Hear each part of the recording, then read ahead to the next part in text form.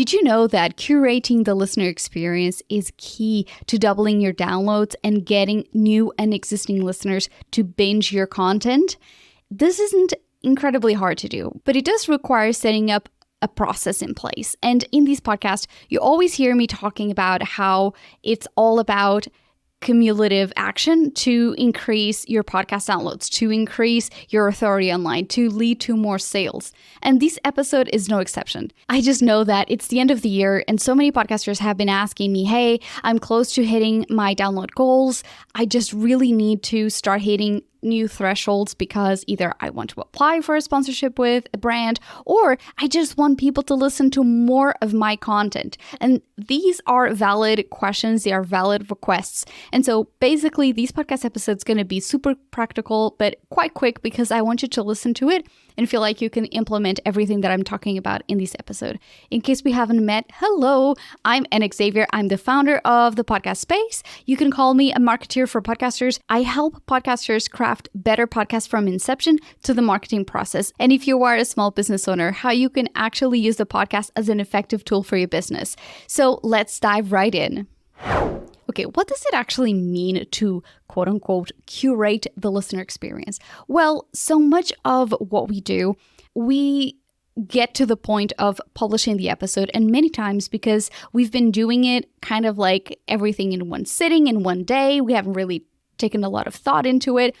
And we need to consider what happens when a new listener or when a existing listener comes to our content. Again, first off, it's obviously thinking about the preparation, right? Like as you are preparing for that episode, I do this every single time. I make sure that I am going through the list of my podcast episodes and I decide, okay, the topic that I'm going to be covering in this week's episode is related to a few others, right? So like even from like the preparation, I am thinking about how can I guide the listener as I am talking about, and like last week's episode number 43 was an example of that. I told you like a gazillion episodes. And so I mentioned a lot of episodes that you should be listening to. And indeed, a lot of people were listening to the episodes that I was mentioning. Some of these, I've released them back in the beginning of the year. So that is something that I know and I can attribute to the fact that I was talking about that in that one episode, right? So really be mindful in the preparation. It isn't just about like at the end of the episode going in and just saying, hey, you know, all the links, listen to all of these other episodes. If you have not put it in the back of the mind of the listener that they need to be listening to that episode, and like, again, like what will they gain out of it? It's literally the key between someone deciding, yeah, I'll listen to that later, or actually saying like, oh, no, this really sounds good. That needs to be next in my queue, right? So that's one of the things that is like the first step, and it's the easier one because, you know, you're not rushing. You're not in the middle of like talking on the episode. You're actually just making sure that it is organically part of your script, right? It just requires literally setting up one thing, which is having a document with all of the links to previous episodes and also the titles of those episodes with the numbers. Episode 19, where I talk about like best practices for titles, is great for that because I also explain how titles are important, not only to like talk about what you're talking about, but also how to weave in organic search optimization on them. So, which means people finding them. Sometimes when I have a long drive, the very few times I drive for long periods of time, I like going into Spotify and my favorite podcasters, and I go and pick the episodes that I want based on the title. So that also is related to kind of like, you know, the first 1.1 tip, which is basically make sure that your titles are also enticing and clear enough. And so really helps the listener make the decision, but visually, as they are going through the episode, they really, really understand like what this episode is about. And in split second, they can make a decision, do I want to listen to this or not?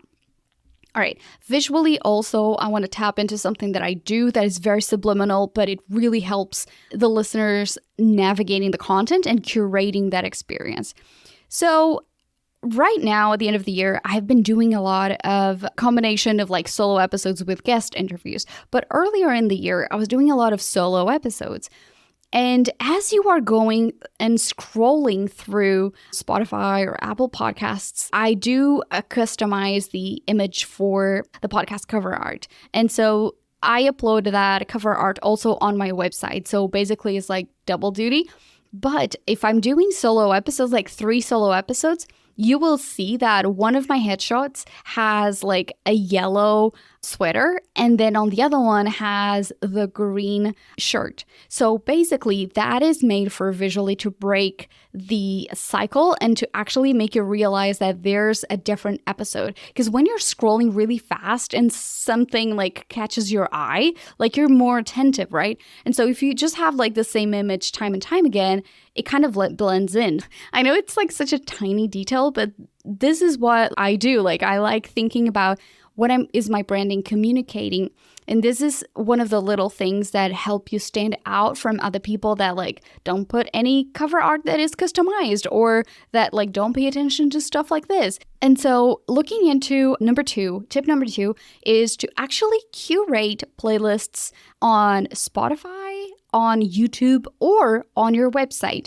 And this can be really as simple as going into your content pillars and curating the listener experience by creating playlists in, let's take my case, for example. So if I'm talking about audience growth, right? So I can create a playlist based on audience growth, and I'll pick every single episode where I'm touching about like how to increase your downloads, like types of listeners and podcast audiences. Like that helps you understand how to create content that's going to grow your podcast.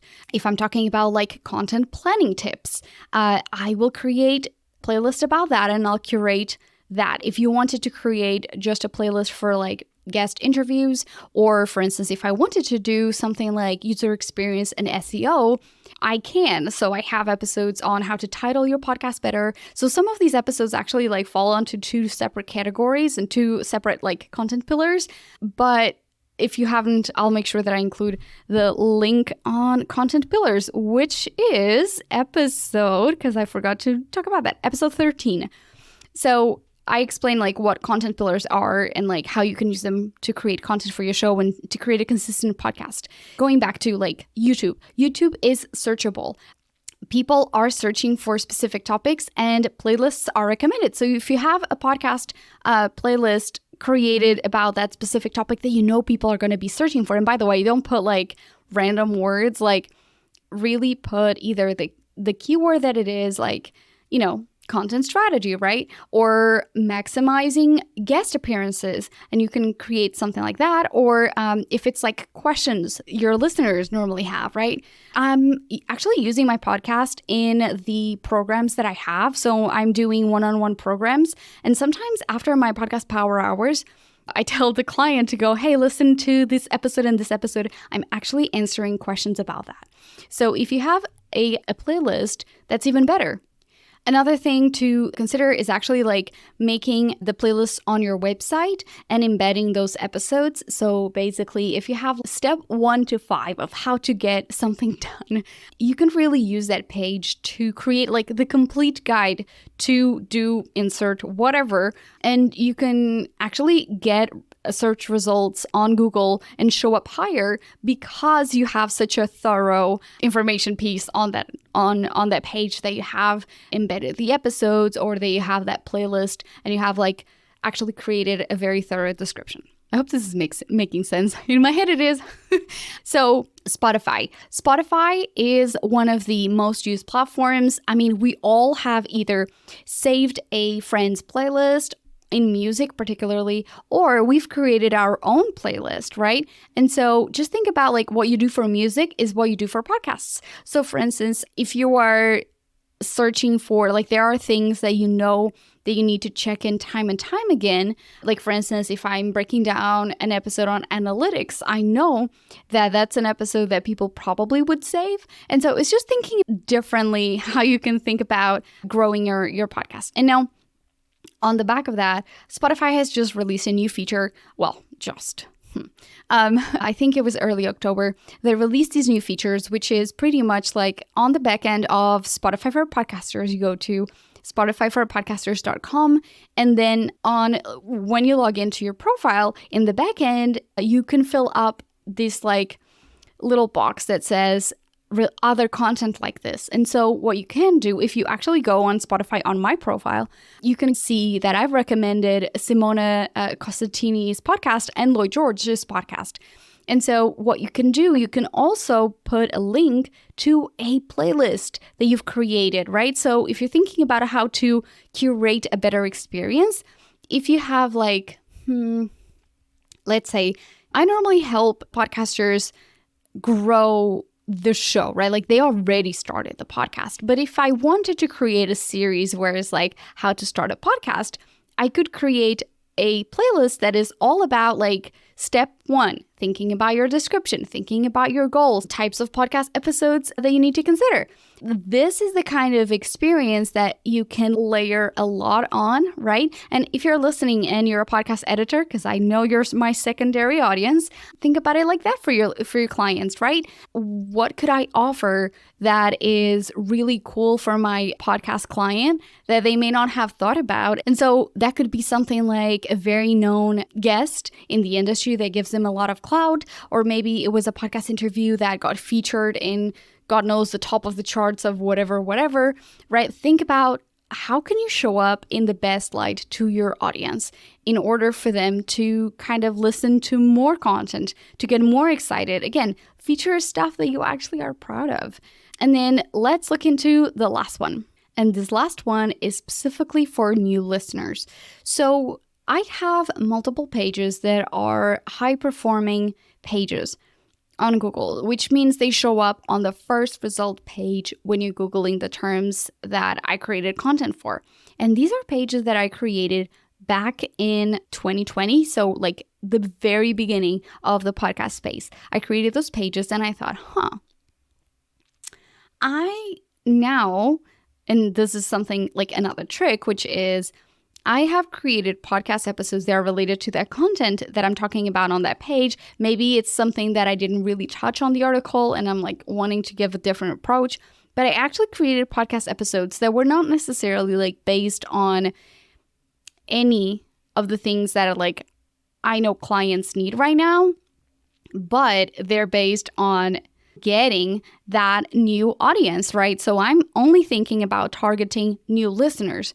So make sure that where you have your podcast hosted, like if it's your own website, you're going back to the analytics and seeing what are my top performing pages and how can I turn these, like people who are browsing the internet to get to my new content, to become fans of my podcast just by listening to a podcast episode, right? And I talked about that with my episode on podcast SEO with Sarah McDowell on episode 41 and 42.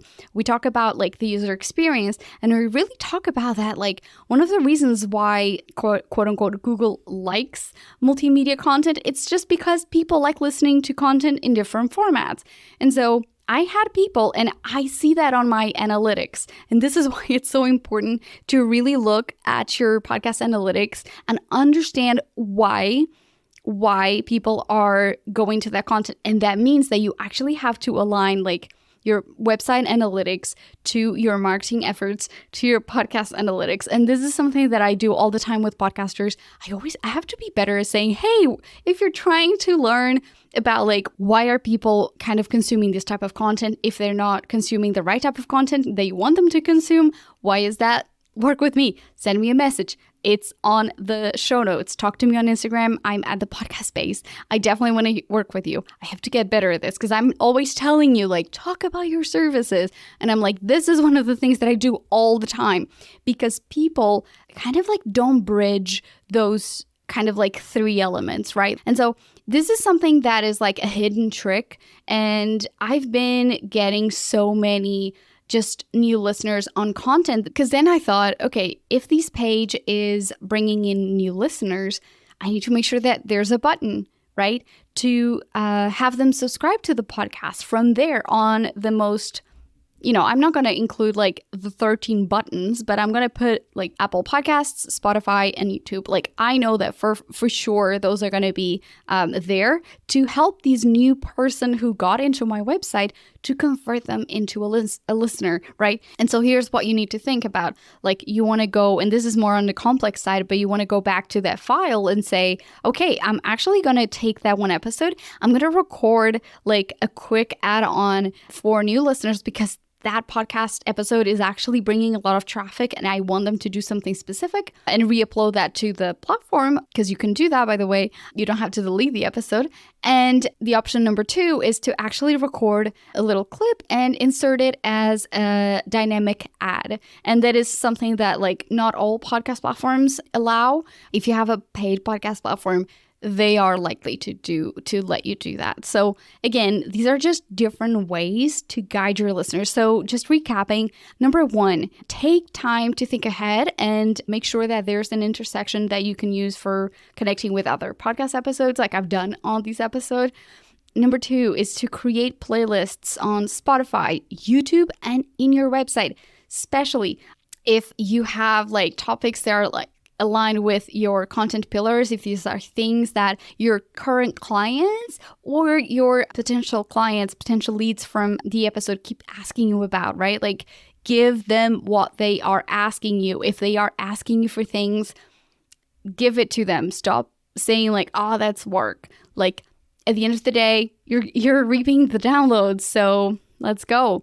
Number 3, go back to your high performing pages and embed content there, right? Put episodes there that are related to the topic that you're talking about on your high performing pages, but also add on a little bit and say, hey, like, I didn't cover this, but you may want to listen to this thing, and make sure that you are always giving people a quick, easy way to subscribe to your podcast.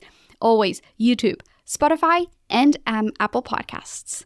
All right, so everything that I mentioned in this week's episode that was a bit longer than I expected, but still practical, will be in the show notes. Remember that you can visit thepodcastspace.com/podcast. This is episode 44. And of course, everything that you need help with regarding podcast strategy, podcast marketing, I am here for you. So reach out. Let's get your podcast ranked better. Let's increase your downloads and make your podcast a better tool for your business. I've been Anna Xavier, and I'll just keep saying, create content that's imperfect but moves you forward. I'll see you in the next episode.